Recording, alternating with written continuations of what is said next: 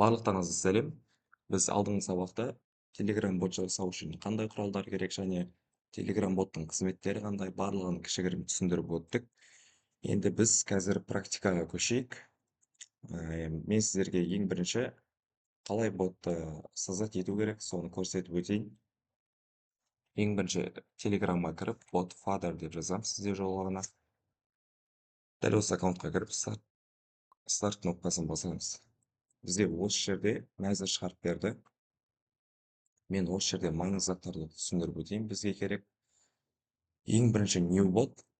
Егер де жаңа бот жасағымыз келсе, осы кнопканы басамыз. Келесі бізде my bots кнопкасы. Бұл біздің осы уақытқа дейін жасаған боттарымыздың тізімін шығарып береді. Келесі мына жерде бір-екі зат түсіндіріп өтейін. Edit bots set name бұл біздің ботымыздың атауын өзгерту үшін арналған. Осы жерде токен деген бар, бұл өте маңызды. Бұл не үшін керек? Бұл токен деген әр ботты жасаған кезде әр ботқа бір токеннен беріледі. Бұл токен ешкімнің қолына түспеу керек, ешкімге көрсетпеуіңіз керек. Себебі бұл токен біреудің қолына түсетін болса, оған полный доступ ашылады деген сөз. Яғни сіздің ботыңызды өшіріп тастай алады, ішіне өзгертулер енгізе алады деген сияқты. Ендеше біз өзіміздің жаңа ботымызды етіп көрейік, ең алғашқы ботымызды. Мен мынандай бот жасағым келіп отыр қазір. Барлығыңыз білетін мафия ойыны бар емес па, кәдімгі картада ойналатын. Мен сол ботты Телеграмда жасағым келіп отыр. Ендеше мен оған өзімнің атауымды берейін. Magic Mafia Bot. Біз атауымызды берген кезде соңғы нижний правильмен ботты міндетті түрде жазуымыз керек. Керемет, біздің ботымыздың атауын қабылдады.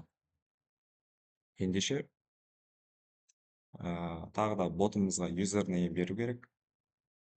Оны біз былай жазайық. Mafia Magic Mafia ету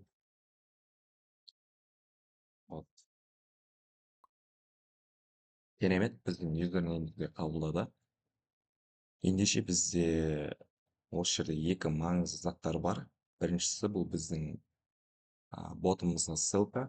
Біз мына батырманы басатын болсақ, біздің ботымызға жібереді аккаунтына. Старт кнопкасын бассақ, бізде әзір ештеңе жұмыс жасап тұрған жоқ. Біз ішкі жүйесін жасаған жоқпыз. Бұл ішкі жүйесі жұмыс жасау үшін бізге Python арқылы өзіміздің код арқылы өзіміздің ішкі жүйемізді құрамыз. Бұл алдағы сабақтарда барлығын көрсететін боламын. Енді екінші маңызы, бұл жаңа мен айтып өттім, токен деген. Бізде токен осы керек болады. Яғни осы токен арқылы біз VS кодқа жалғаймызды. Яғни екі арада осы токен арқылы байланыс болады.